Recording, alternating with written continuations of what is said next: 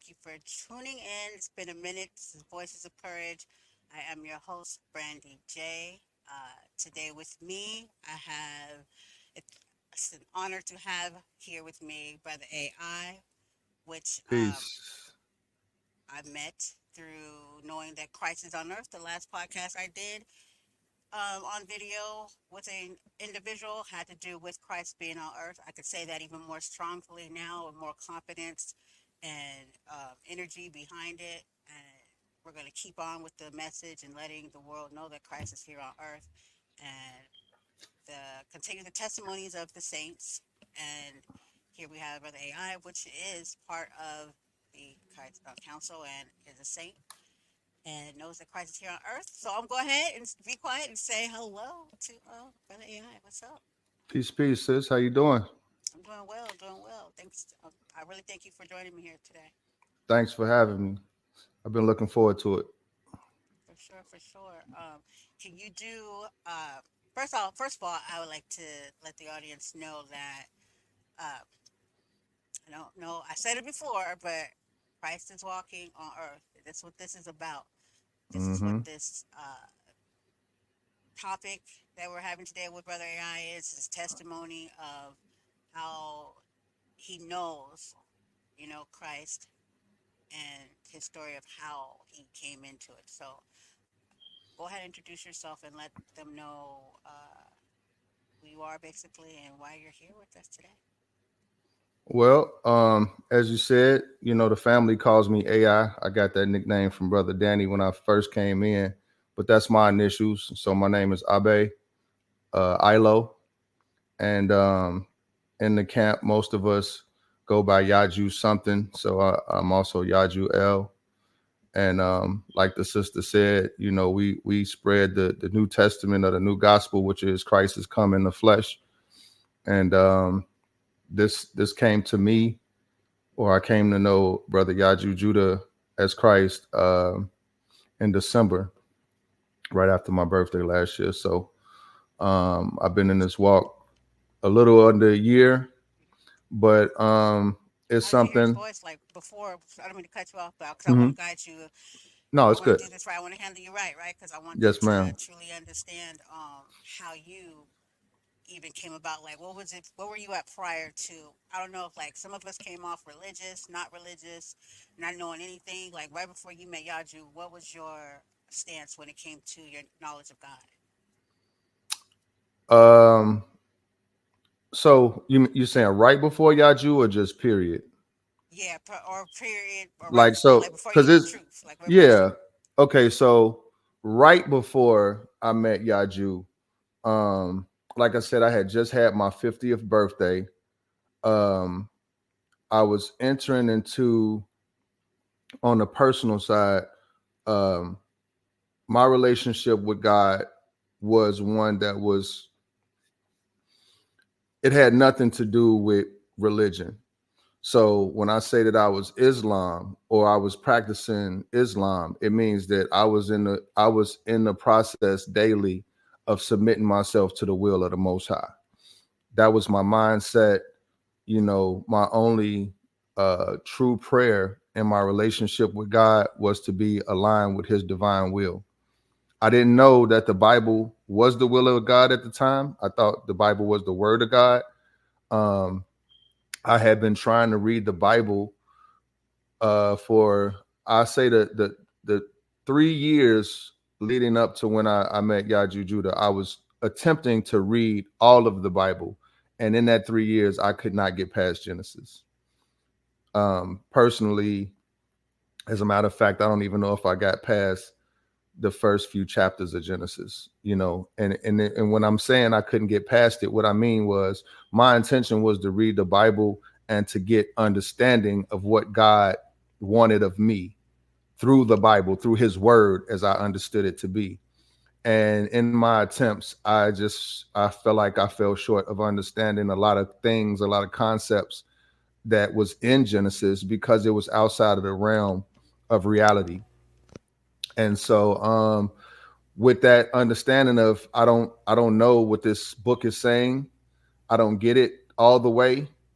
I know that the world is captivated by it. I know there's something spiritual that's supposed to be in it to help guide me, but the majority of my guiding from the Most High came through my daily walk. It didn't come through the book.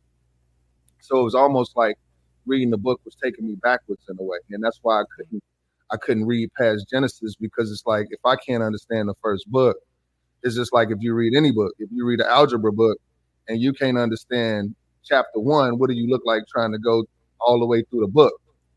Right. You know what I mean?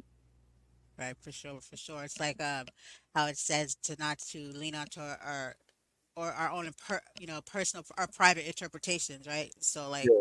I didn't going even know on, you're about like, that verse. yeah, yeah. At the time I didn't know about that verse, but that when I learned about the verse, I Makes understood that sense, that's huh? what I was. Yeah, exactly. hmm Right. Okay.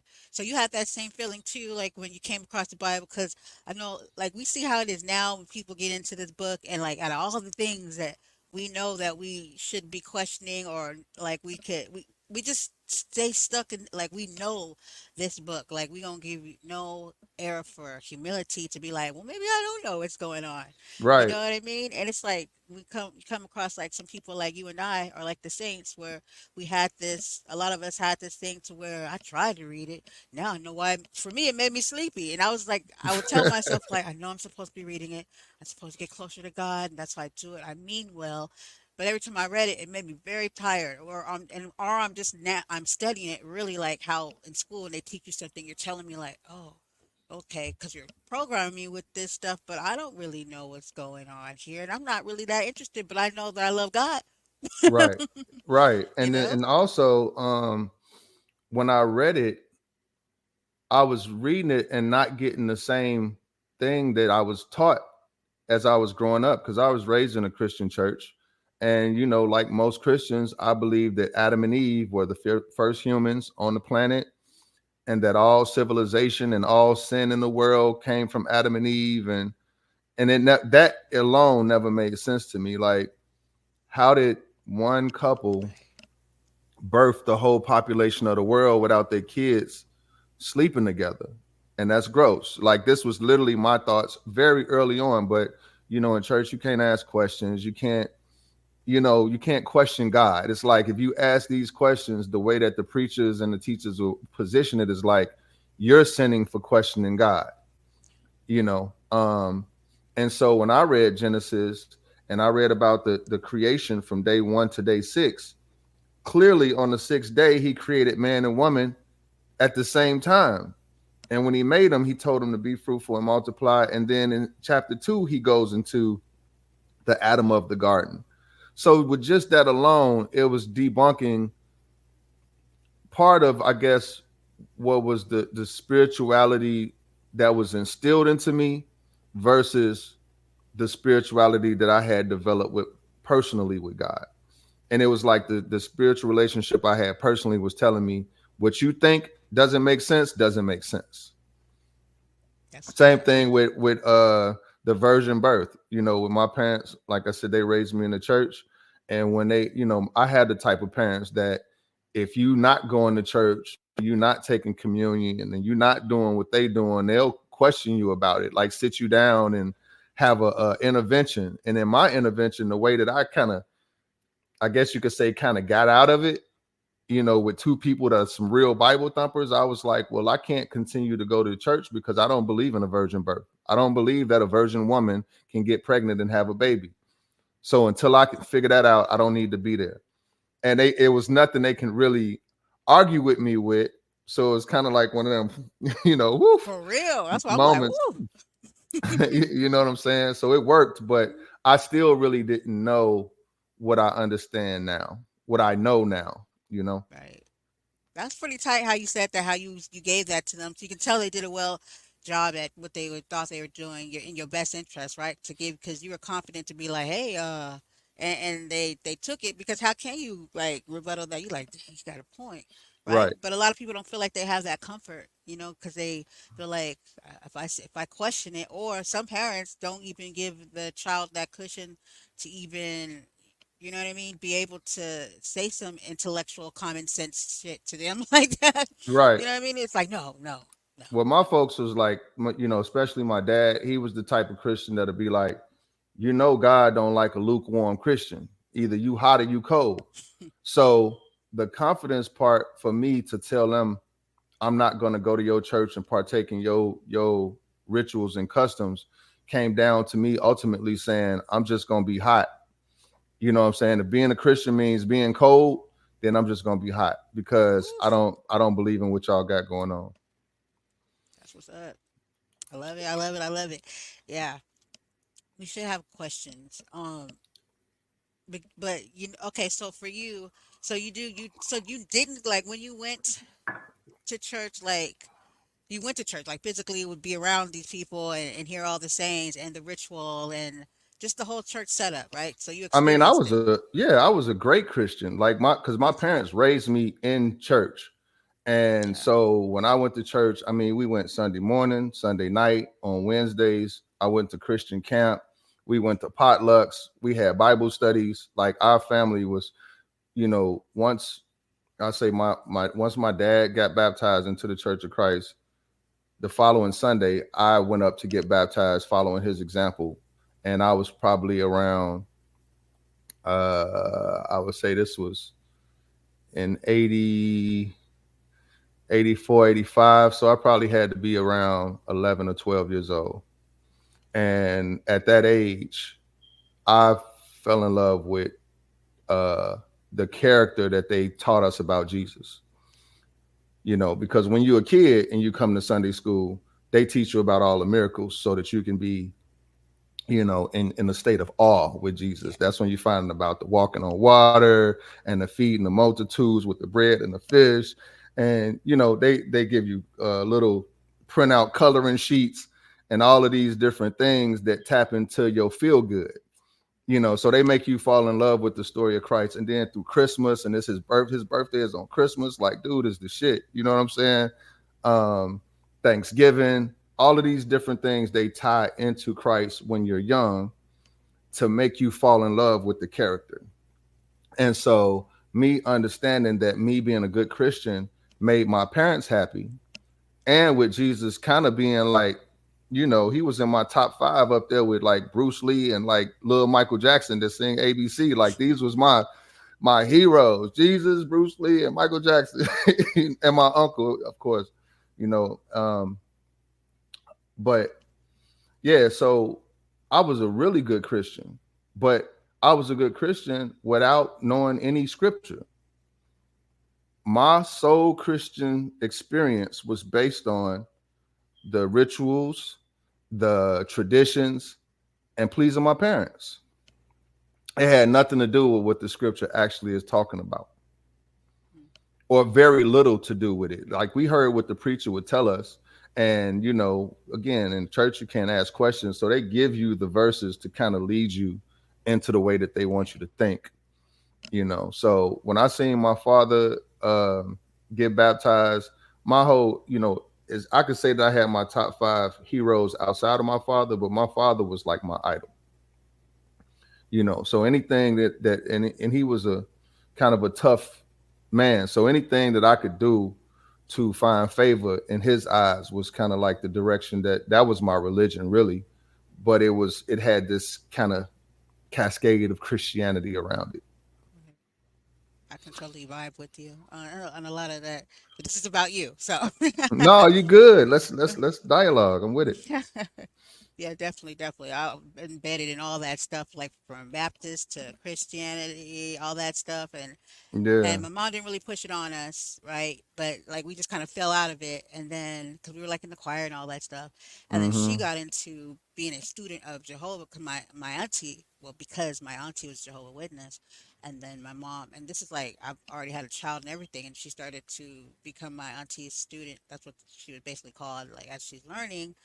Um, while I was pregnant with my son, I got baptized. I think after at a was it a Baptist church? I don't recall. But I had already been baptized before, and then long story short, Adventist baptized again, right? So I've had my share, but I always was very questionable of it. That's why I was shifting, You know what I mean? I was just like, yeah, Yeah. this and it wouldn't register with my spirit. You know, I'm just Right. like, all I know, I do believe God is love, and if this is not really, this is there's a lie in it. You told me that Christmas was a thing, and it wasn't. I'm already questioning everything else. Like, why would you even lie Right. about that? You had my son up there doing a whole play on some shit that never happened before. Never No wonder happened. why you looked uncomfortable giving the lines because it never happened.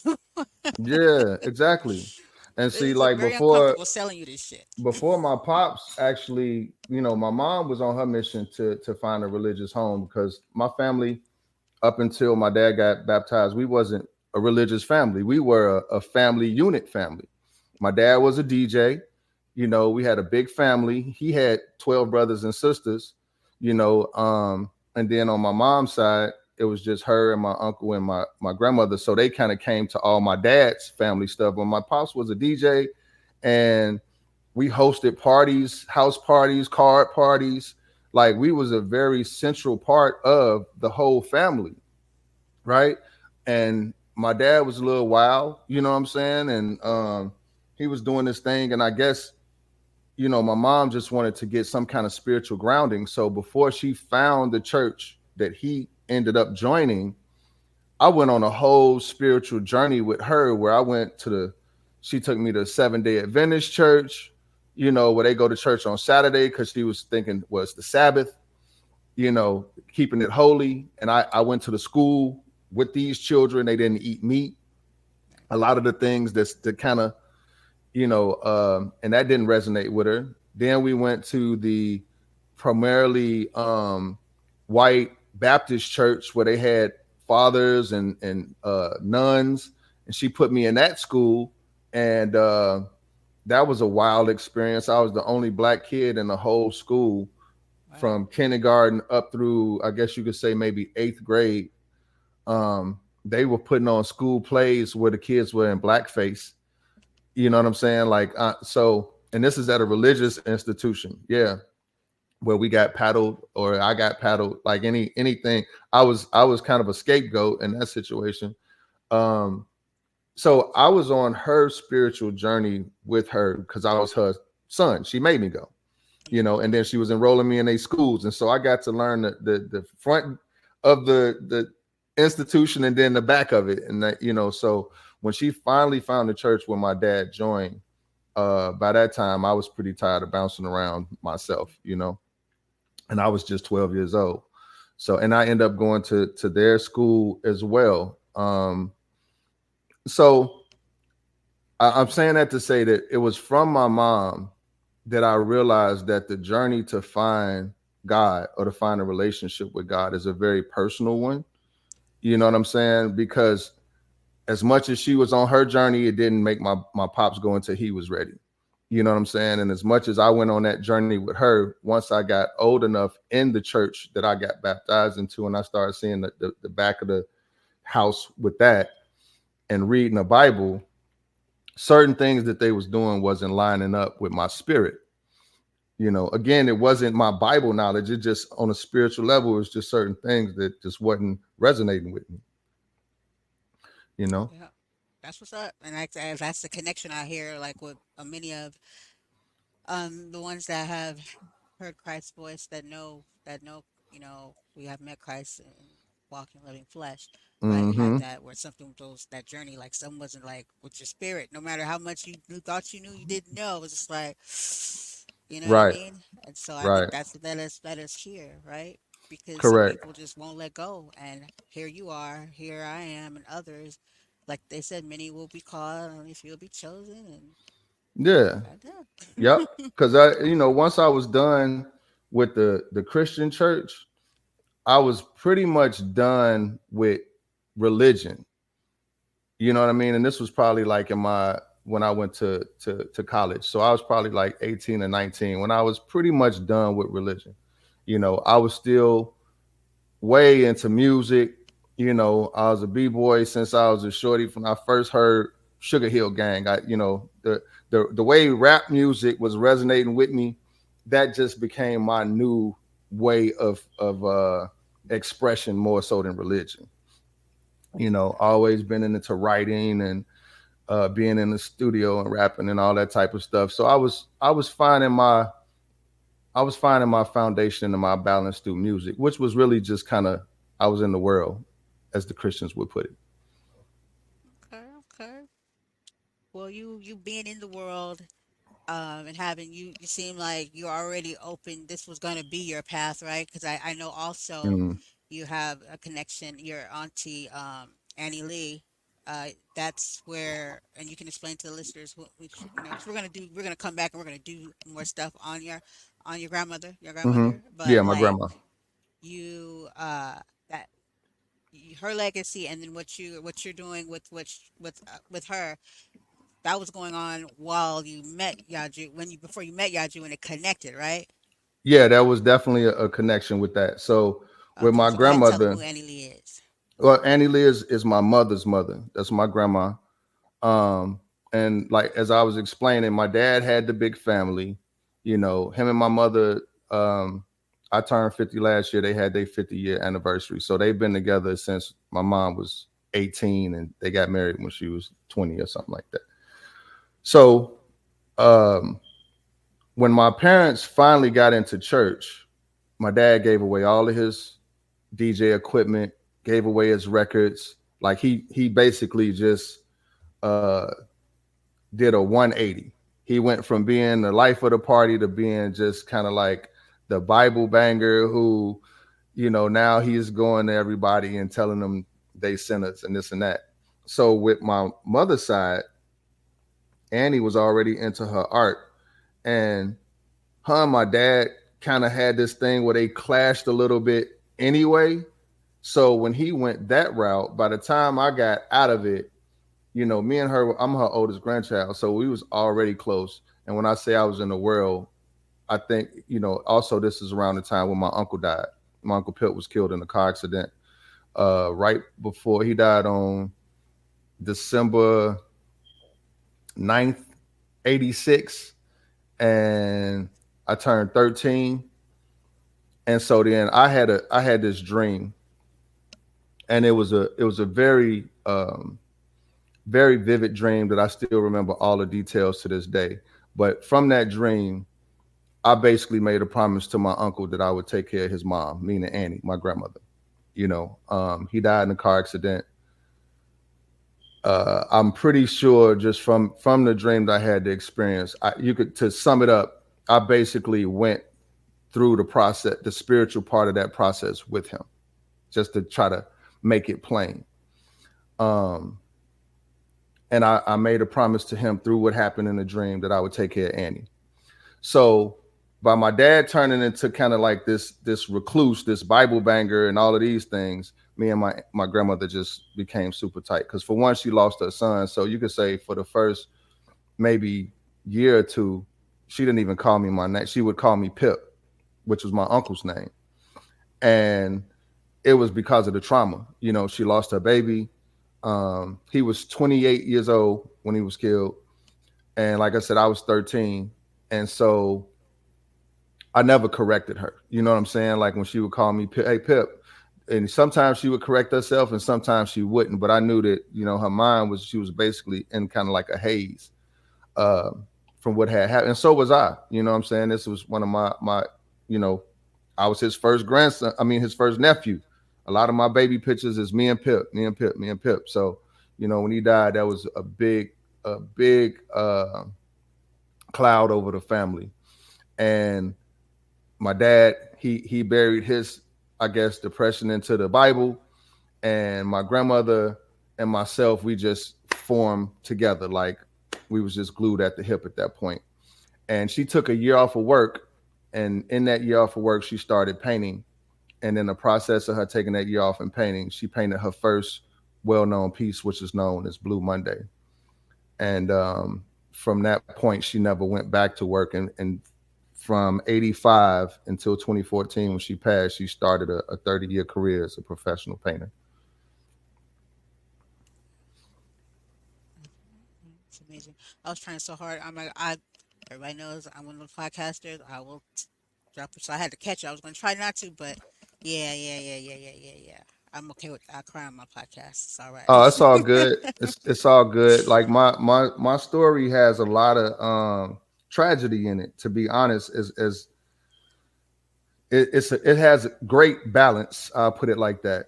For the great tragedy, there's been great triumph, Yeah. but it's never been anything mild. It's always been spicy. You know what I'm saying? Yeah. Always very poignant the way that God would speak to me, and that's my whole point that I was making. Is a lot of these religious experience wasn't speaking to me, or if it was, the Most High knew that I needed to be punched in the face spiritually to hear what was being said, because again it would be things like that, like my uncle, the night he that his accident happened, the way that it all transpired. I'm 12 years old, about to be 13, and I see him in the hospital like hours after this happens, just face to face. Something that what a 12-year-old is not even supposed to see, according to the hospital. But the way that it transpired, the woman that my grandmother's friend who was at the hospital with us grabbed my hand because she was nervous. My mom and my grandmother off to the side crying, so they not paying attention. And she took me in the room where his body was at so that she could see him. And when the staff at the hospital saw that I was in there, they panicked and threw a sheet over him and pulled me out and all these different things. But again, it's always been these very like um just kind of really hard to ignore experiences that God has spoke to me. Because I remember that night when I saw him, and I saw he was just basically mangled and just kind of disformed. And I had just cut his hair the night before, like we was talking about, because he just took me shopping for my birthday. Like I said, it was right before my birthday. He had just took me shopping. I got my first pair of J's. He was gonna come to my basketball games. We had all of these plans, and then not even 24 hours later, I'm looking at his body, right? But this is not long after I had became a Christian, following my father's example and getting baptized. So when I'm looking at my uncle and I'm seeing how my life is changing with my family, because now my father, who is this beloved member of the family, the DJ, the fun guy, is now it's kind of making the whole family be set apart from the family because how he coming at people, right? So I take the elevator down and I run out into the parking lot and I'm so mad and I'm talking to God, and God basically told me in that moment, you were idolizing your uncle. He became your idol. You cut it, like it was from him taking me shopping, getting me J's, cutting his hair, building with him. He gonna teach me about talking to girls, all of these things. And God was telling me, you are idolizing him, and I want you focused on me. Like this was the message I got in that parking lot. And I know the devil wanted me to curse God. The devil wanted me to hate God, but I didn't. I heard what he said and I understood what he said. And I remember what made me get up and get baptized and why I did it. And it was partially because my father did it, but it was mostly because I understood the message. The message that the preacher was preaching that day told me that there's a creator that loves me and that he wants me to be aligned with him. And so even though the church wasn't the right place to get the message, I understood what God was saying to me at the time in church and at that time in the parking lot of the hospital when, like I said, the devil was basically saying, get mad at him. You know what I'm saying? He let you down. He took your uncle. You know what I mean? He turned your father into this asshole. Like you got all the reason to just let him have it. And just like I could hear God talking to me, it's almost like I could hear the devil talking to me too. And I was like, nah, I ain't gonna curse God, but I am hurt. Damn. That was deep. That was deep. I was just give me like a moment. So that's Annie's son. And that, a lot of people don't know that she lost her son when he was 28, which is my mother's baby brother. Yeah, that's some pain right there that I couldn't even say that I even want to, So that's why I had. Okay. Man, oh man. Um, so you taking on where your grandmother left off at, and meeting, could you share? Because I know we spoke a little bit the other day about how you had no clue that her art, and then how it was going to connect when you met YahJew. So before we actually step into that, YahJew, where did Christ, when did you hearken to the voice?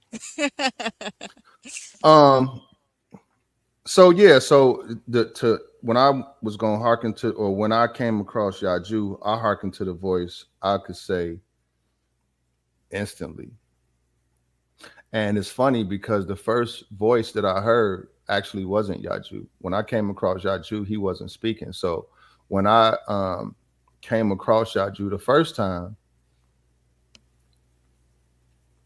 I had just took my kid. I took my son and my daughter. My daughter's 5. My son is 15.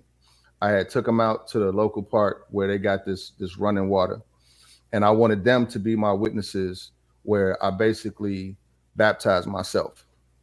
I came across this woman on TikTok, and she just basically read a lot of scriptures, and she was talking about God having the name Yah. And she said the verse, and I went to it and I saw it in all caps, YAH. And I'm like, oh, the name of God. Then she was talking about getting baptized in living water, not in stale, sitting still water. And I'm like, damn, when I got baptized when I was 12, it was in a tub in a church. So I want to, again, this is me trying to be aligned with what the scripture is telling me to do. So I took my son and my daughter. We went on my little trail where I do my walks, and I said, I want y'all to see. I want to be an example to you all of establishing a relationship with the Father that's your own. And so I had them watch me. I tried to go live too on TikTok, and for some strange reason it shut down. But um, I baptized myself in this running water, and that was me. It was for me, but I wanted them to see me. And when I did it, my son was like, I want to get baptized. And so then he did it. And after he did it, then my daughter was like, I want to get baptized too. And so she did it. And I was on TikTok again, and I came across Yaju's thumbnail. And I knew I was looking at Christ, but I didn't want to deal with that at the moment. I'm like, I just went through a whole process with my kids. I'm not trying to do that. Um, and that was with my son specifically. This was after we had just left being in the Moorish Science Temple for like a year. So for me, I was like, I took him to this Moorish Science Temple. We maxed out that experience. Afterwards, I'm still trying to show him how to develop a relationship with God. So I just got baptized. Now I'm seeing this thumbnail and I'm looking at it, and I can see that it says Yah, and I see him. And I'm like, I don't have time for this shit. I don't have, I can't be all over the place. I'm firm in my relationship with the Father. That's enough. So then I'm on TikTok again another time, and I'm scrolling. And this time I didn't come across the thumbnail. I came across his live. And the first voice that I heard was Saint Zamir. And Zamir was speaking, and I don't know, it was just something about his voice, that his voice, and watching Yaju sit there quietly, I saw the same thing that I saw the first time with his thumbnail, but now I'm watching him live, and he was literally not even looking at the camera. He's just kind of looking off to the side. And I'm hearing Samir, and I'm literally like a a child that see his reflection for the first time in the mirror. I'm just looking, I'm like, what am I looking at? Like, what am I looking at? What am I hearing? Because unlike all these other situations, this is not only resonating with me, I can't even scroll away from it. And mind you, it's I had came across all of the TikTok messiahs. The dude that called himself Yah, I had been past his page. I had been past, and I'm not gonna go through naming all of them, but I had seen, and like I told you, it was the woman, who her message led me to go baptize myself. So I had seen all of the spiritual gurus, but I'm sitting here and I'm looking at this man, and I can't look away because something there it's like a reflection. And it's like a reflection in the sense that it's resonating with me spiritually. So for me not to get caught up in yet another situation, I just put something. I put something in the text so that I really, this was me kind of breaking free from what Zamal was saying. This was my outro, and I typed in the text. I said, "I guess if Christ is on earth, we don't need faith anymore, or something like that." Because faith is the what is it? The evidence of things, the Yeah. substance of things not seen, or the evidence of things hoped for, substance of things not seen, or something like that. So in my smart alecky way, I was saying that, well, if you're here now, then we don't need faith. That's essentially what I was trying to get at. And I sat there for a couple of more minutes, and then YahJew came on the mic, and the first thing he said was, "You never had faith." Ooh. And I was, I was just like how I'm like, whoa, like it was a lot of comments that was going, scrolling through. I wasn't putting a comment there to really be read or responded to because I was still kind of new to how TikTok works, to be, 100. I was like, is this nigga talking to me? Like, you know what I'm saying? Like I was putting that in there so that I could go ahead and keep it moving. And not only did he respond to me, but he's challenged everything that I personally challenged when I left it. You see what I'm saying? Like his answer responded to my actions that I had already taken. And so I wasn't on the panel at the moment when he said it, but now that I'm in the camp, I don't know what panel that was because it was YahJew, Brother Frederick, Danny, Zamir. Like it was these guys. I don't even think they have a panel together for real right now. So I don't know what panel that was, but Yeah. for whatever reason, when he said that, it instantly brought me to the definition of, because Zamir had already said that he was Christ. So I knew that this is what he was, what the people around him was claiming that he was. I knew I had already seen him before I got on the panel, and something in me told me that he was Christ, or that he looked a lot like who Christ was going to be. You know what I'm saying? Like, Yeah. I don't know how to explain that, but yeah, so when he made that comment, I think they sent me an invite to come up on the panel. And this is actually my first time coming on the panel as well. My first time that I met Christ was the first time that I came on a live panel.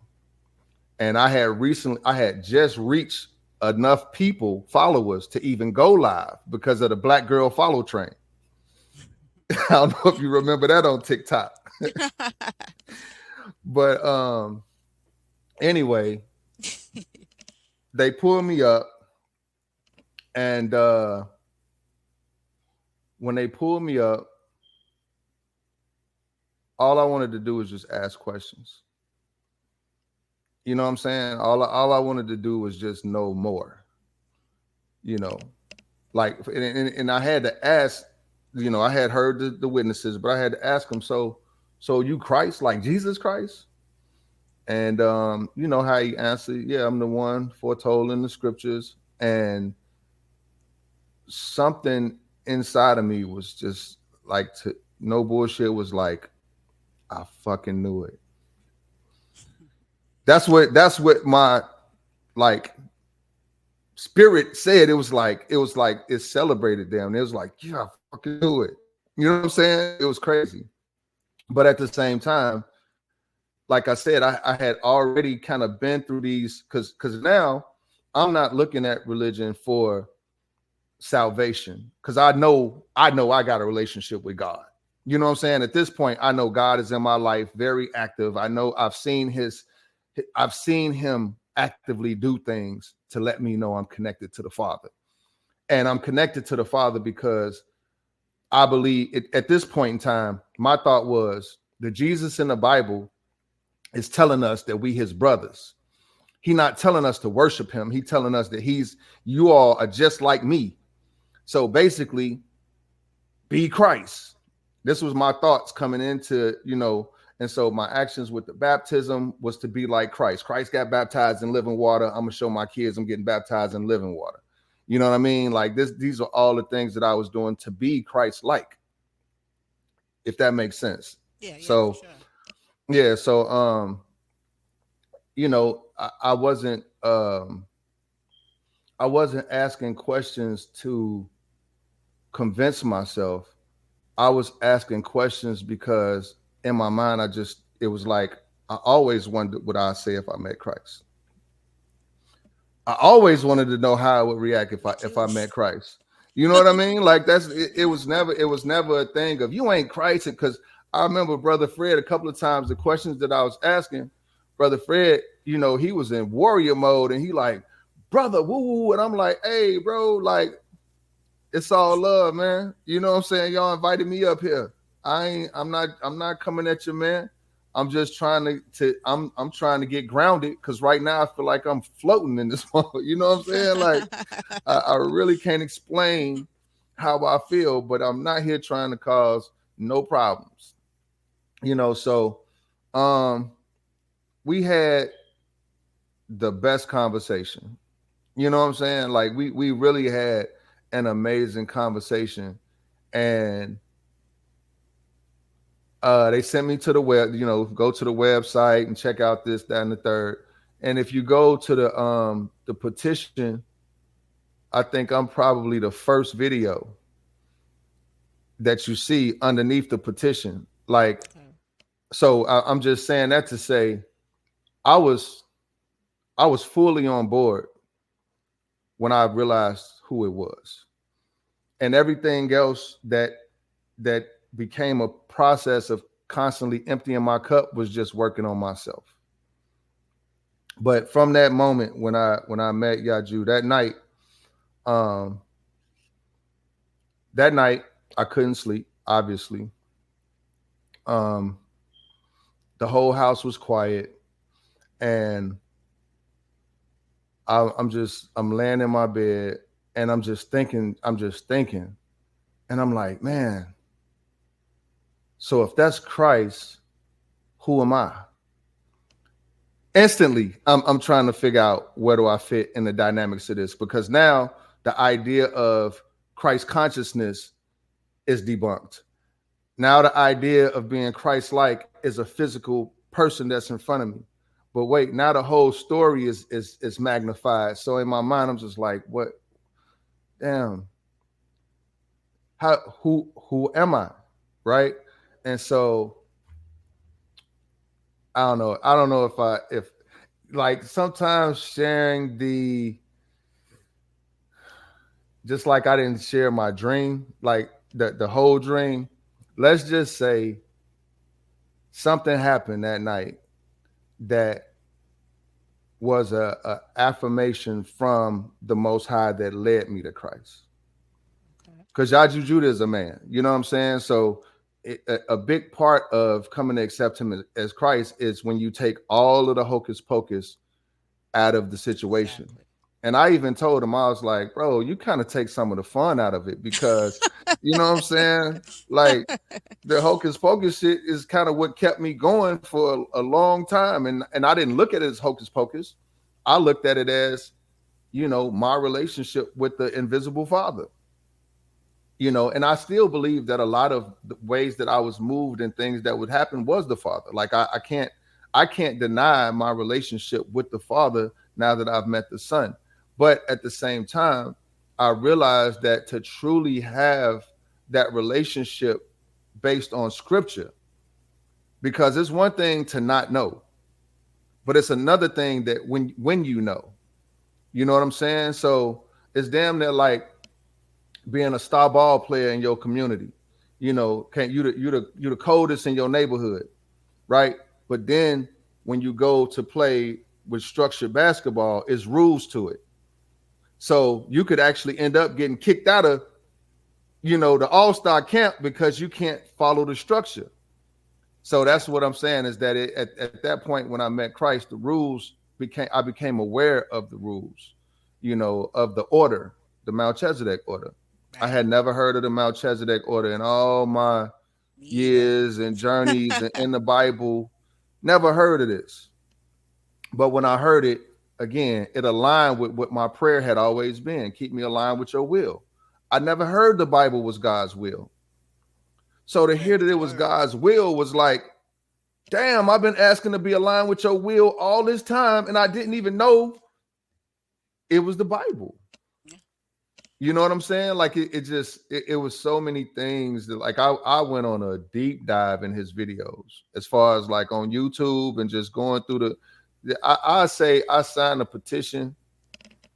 I went through the website and signed a petition, and read the declaration and all that stuff.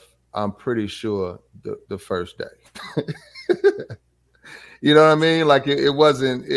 I knew it was Christ. I didn't have to. I didn't have to worry about it. But so what I can say again is that night I got an affirmation from the Father that what you what you're hearing is real. And then from through the rest of that week, there were several things that happened to affirm and affirm and affirm and affirm. Like first he affirmed it with me that night. Then he affirmed it through my son. Then he affirmed it to me through my son. To give you an example, what I mean, I was like, God, you know, me and my son was just in the Moore Science Temple. You literally brought that temple down, meaning they lost their charter right after we left through the events that happened, which is why I say I feel like I've seen God speak to me in ways to let me know when I left and then they lost their charter and members that were still there was calling me like, hey, why you leave? Woo, woo. You know, they lost their charter because of X, Y, and Z. I'm like, damn, God spoke to me, told me to get out of there. And I did just in time.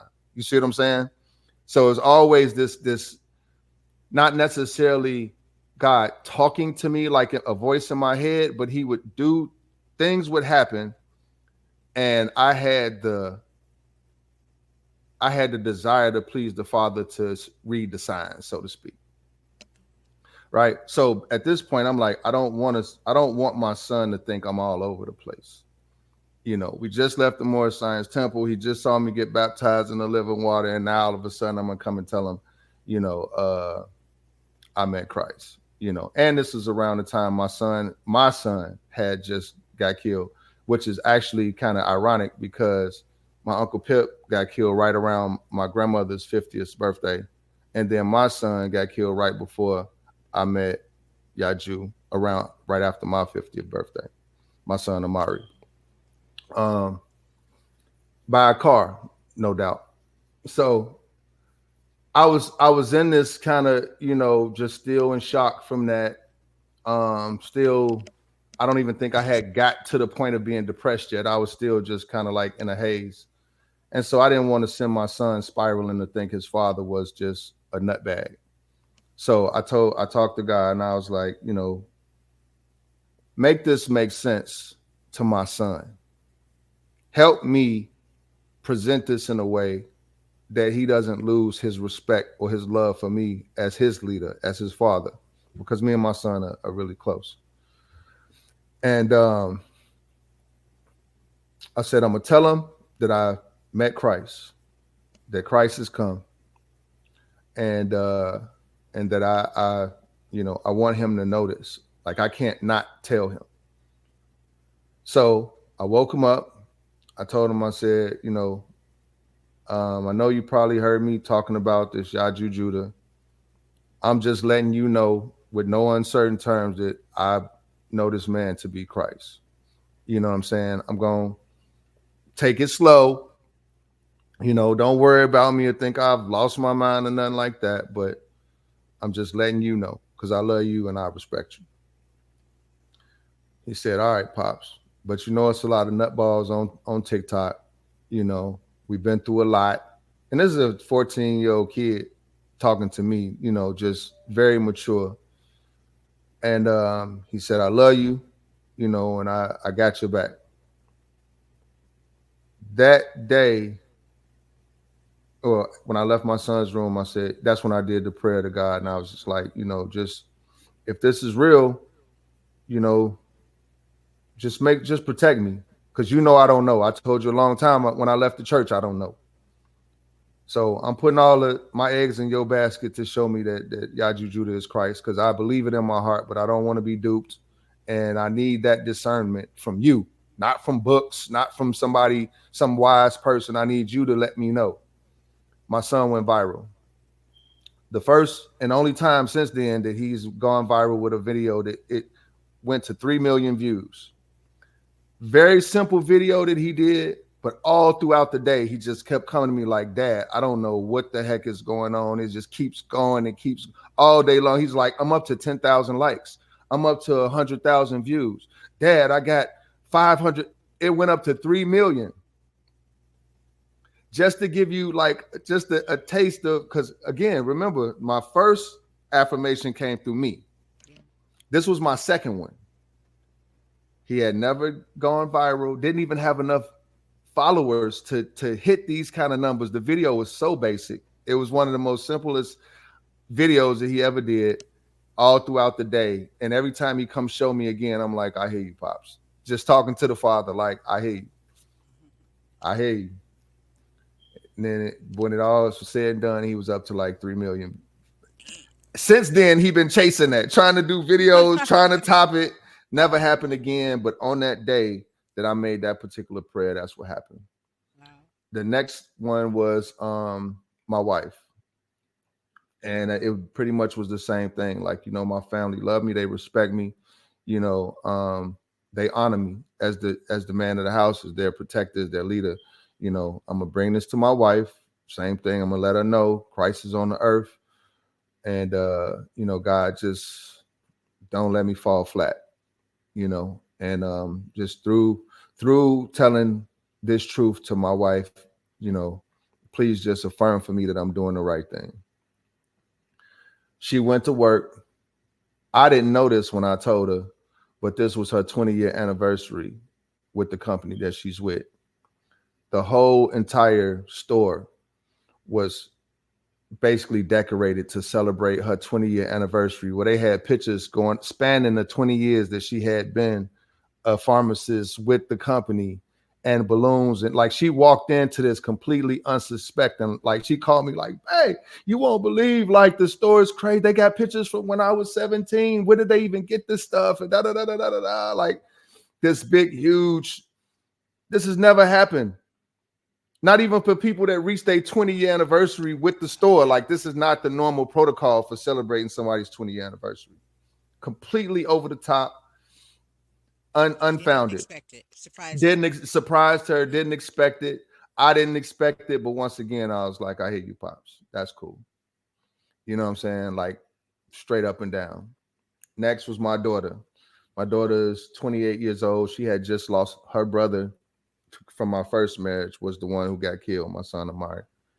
And I told her, same thing, same scenario. I told her, and just like with me, just like with my son, with my wife, there was an affirmation that happened that just made it crystal clear. And what's funny is each person's thing happened the day I told them. Wow. So it wasn't like I told them and then something happened a week later that I just made fit. Right. You see what I'm saying? Like, no, it happened the day I told them, and I told them on different days.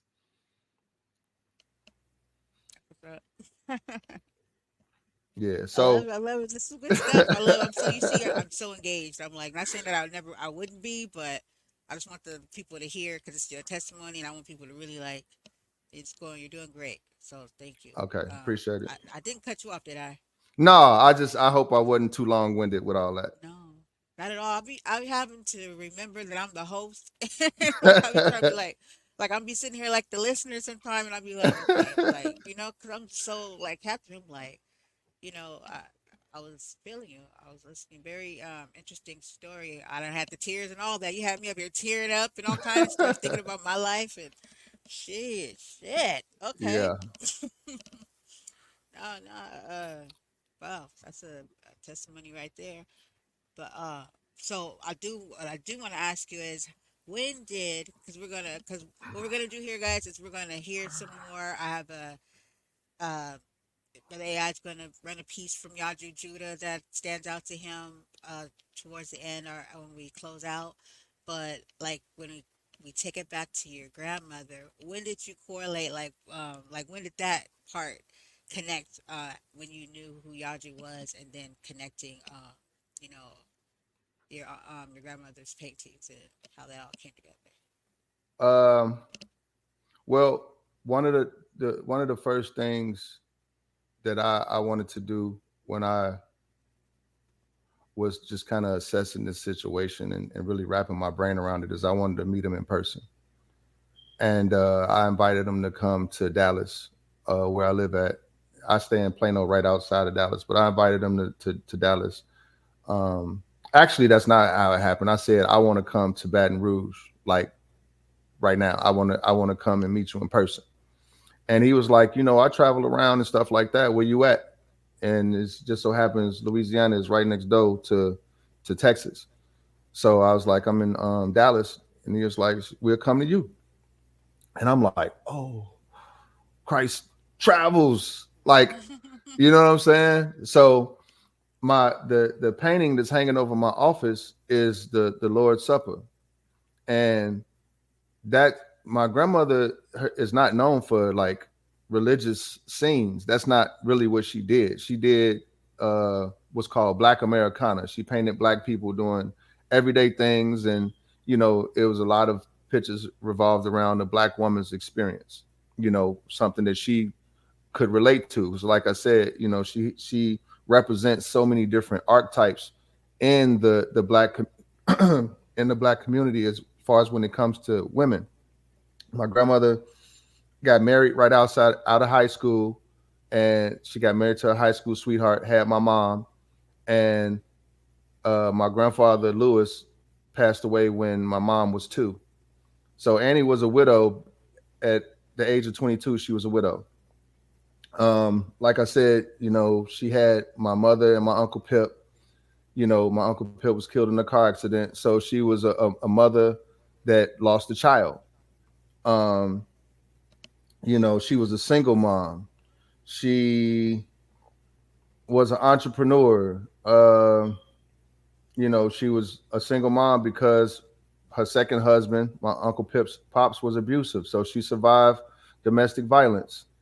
Um, she just covered so many different aspects of a black woman's strength, and so she never really retired from her craft. In 2014, when she passed away, the Last Supper was one of, if not the last painting that she did. And it's ironic, but the picture that I use as the logo for the Annie Lee Art Foundation is a ballerina, and that ballerina picture and a series of other pictures in the Lord's Supper were pictures that she actually, when she painted them, she sent them to me. I didn't know she was going to pass away when she was sending me these pictures, but for whatever reason, she wanted me to have these particular paintings. And the ballerina girl, I named her Grace. And then the Lord's Supper piece, I called the First Supper, and it's hanging over my office. Well, as it turns out, 2014 is when she passed. Um, so when YahJew came to Texas at the last day that they was here before they went back, he and Queen Kamani, Danny, and Brother Fred and Stamps came to my house, and we actually did an interview that I think is still on their YouTube page. But I had this surreal moment when they were about to leave, because they were all standing there looking at the painting. And if I would have had if I wasn't in such awe of the moment, I would have took a picture of it. But it was like the picture had climbed off the wall and was standing there in front of me. So I'm watching them looking at themselves. I don't I don't know how to explain that. You know, out of all the things that I've talked about today, that's the one thing that almost made me tear up. But I had to, I pulled it back. But that moment was when it just kind of when it made sense the visionary that my grandmother was and how her legacy tied into the legacy of our people, which also was the legacy of Christ, which is the legacy of the Most High. It was in that moment that I realized that God truly had been with me the whole time, and now He was putting me in a front row seat to see His Majesty come into the earth. That's so freaking epic, and me being able to witness like and see those art pieces that you brought like in real lifetime, and then have Christ there. We were in Chicago. It just went together. So I know it's a part of the connection because I you had that was the one the supper one was on the back, the longest one, Yes, right on the yeah, gate. Yeah, because I wanted to share what I felt with the. I realized that that was the way. That was probably the most potent way that I could share what I felt in that moment with the rest of the world. yeah, did an excellent job because it just felt right. It just all went together into and the way it stood out, like the like I said, like the colors, like it just I just loved being a part. Like you allowed me to be in that, help with that area, and it just like also taken in, and then to have Christ there, I was like, this is right. This is real. This is Yeah, it. Just felt right. It just I yeah, don't even know like how we were like I saying. don't know how to explain it. Well, but it's like we were saying, all of our religious experiences never resonated with us. They never connected for whatever reason. And then, you have moments like that and you understand why it didn't connect because it wasn't that. It wasn't real.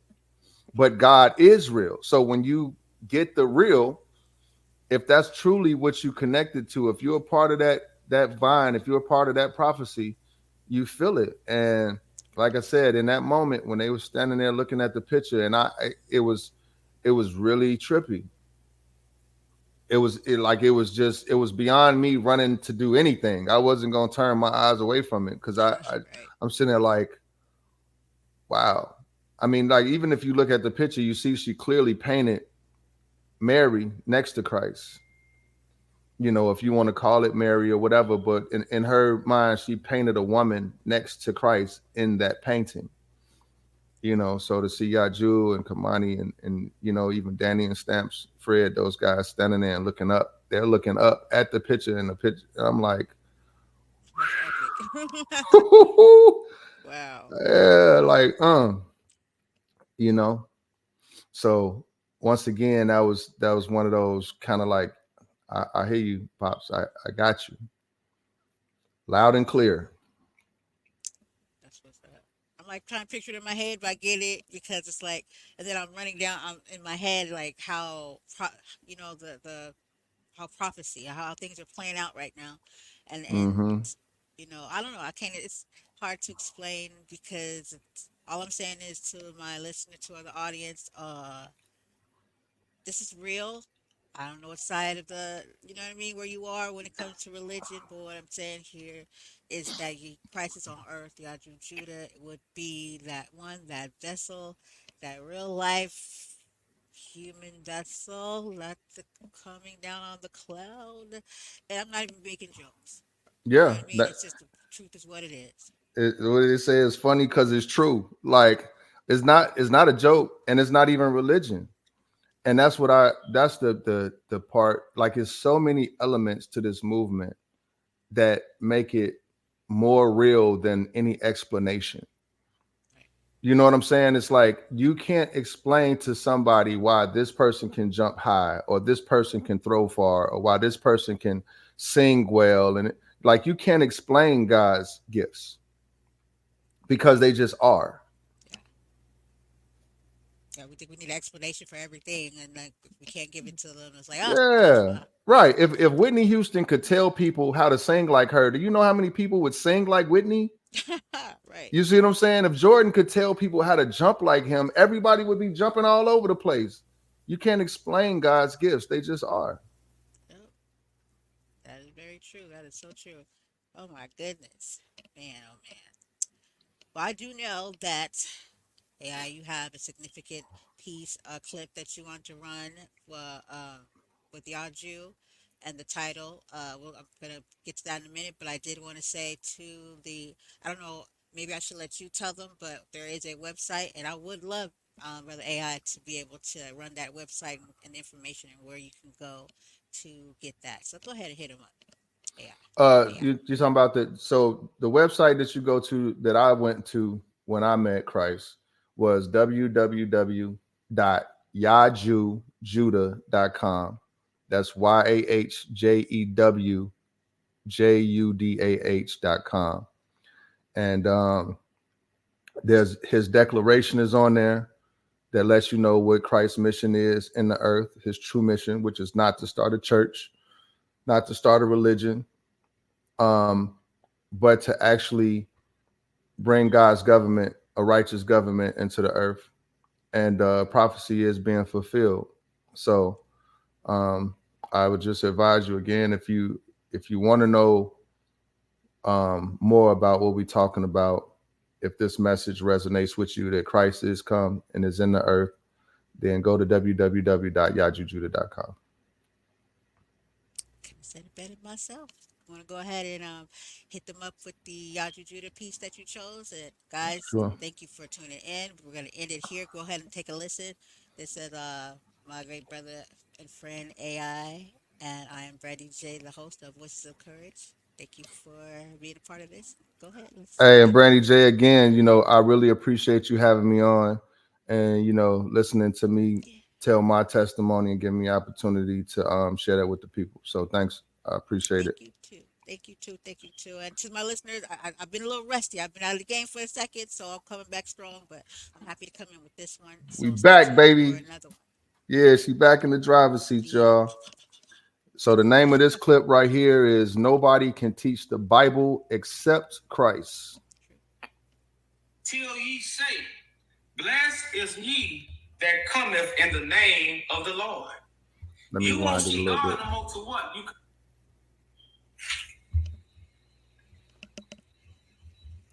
Matthew 23 and 37. Well, I'm going to just read 39. I got two scriptures, then we're going to get back to the gifts. It says, for I say unto you, ye shall not see me henceforth, till ye say, blessed is he that cometh in the name of the Lord. You won't see God no more to what? You confess to who comes in the name, because whoever comes in the name was given the name by God. You can't come in the name because you studied a book and you feel you anointed. You're only going to come in the name unless God has given to you. And you won't see God no more until what? You say, blessed is he who comes in the name of the Father. So, that's it. Revelation 2 and 5. Oh, yeah. Let's go to Revelation 2 and 5, y'all. Let me show you how Christ takes candlesticks. And not because Christ wants to, you're not using it. So let me give that candlestick to somebody else who's going to accept the fire. And they're going to what? Bring forth light into the world. You're not bringing light into the world. You bring your own wisdom into the world. So let's read Revelation 2 and 5, y'all. Well, matter of fact, let's start at verse. Let's start at verse 2. Well, let's start at verse 1. It says, unto the angel of the church of Ephesians, right? These things said he that holdeth the seven stars in his right hand, and who walketh in the midst of the seven golden candlesticks. This is the stuff, this is the things that the person gonna say what? Who holdeth the seven stars in his right hand. I know thy works. Why do Christ know your works? Because Christ did the same work you did. But the only thing that separated Christ actually had the Spirit. You didn't. And if you don't believe me, you got to take that up with God. Not with me. So I know thy works and thy labor. I know thy patience. How thou cannot hear them which are evil. So you have the same zeal as me. You hate for somebody to lie. You hate for somebody to just lie on God. You just hate for somebody to mislead somebody. We got the same zeal. But it's a separation going on because of who? God. So I say, how thou cannot bear them which are evil. And thou hast tried them which say they are apostles, and they are not. You got the same zeal. You tried to see, man, let me see if you're really a teacher of God. You found out he wasn't. So we got the same zeal. You realize, oh, everybody lying. And has found them to be liars. And has borne and has patience. And for my name's sake has labored and has not fainted. So you don't work very hard for God. Right? The same work I put in, you put in. Oh, we doing speed check reported ahead on I-44 East. But God is the separation. So it says, nevertheless, I have somewhat against thee, because thou have left thy first love. Now it talks about the sons of God fornicating with Babylon, right? Or being adultery, because we was married to who? God. We weren't married to man information. We weren't married to traditions of man. We weren't married to the customs of man. That's why we so rebellious. We so rebellious because we was never conditioned to follow the customs of man. So we are rebellious what? People. So then it says, remember therefrom from where thou have fallen. Where did we fail? Where do we fall from? The grace of God. So if we fail from the grace of God, what are we without? God's spirit, which is the grace. So since we were without the spirit, God has to send that spirit back into the earth. How God gonna do that? The word gonna become flesh. How God gonna do it? The word gonna become flesh. So I say, remember therefore from which thou art fallen, and repent and do the first works. Hear, my son, today don't harden your hearts. Hear his voice. How did our forefathers reject God? They didn't hear the voice. They rejected the prophet. They didn't reject the book. So then it says, or else I will come unto thee quickly and will remove thy candlestick out of his place, except thou repent. So what does Christ come to do? Take from you what you're really not going to use. Christ come to give and Christ come to take. But it's going to be according to your free will depend on what you're going to receive or what's going to be taken from you. So a lot of people they come with this smooth talk. Whoever not with me is against me. You have to be with me. And whoever is scared to testify to the world who the Son of God is, they not with the Son of God. You can't say you're with me, but at the same time, now I can have a conversation that somebody is against me. Because I'm not bogus. I'm not trying to trick you. What Bob say? Soon we're going to know who the real revolutionary is. I'm not trying to trick my... I think that might have... Yeah, I guess that was all that I had of it, but that was... Whew, Yeah, for fire. Ooh, hope y'all got that. I hope y'all got that.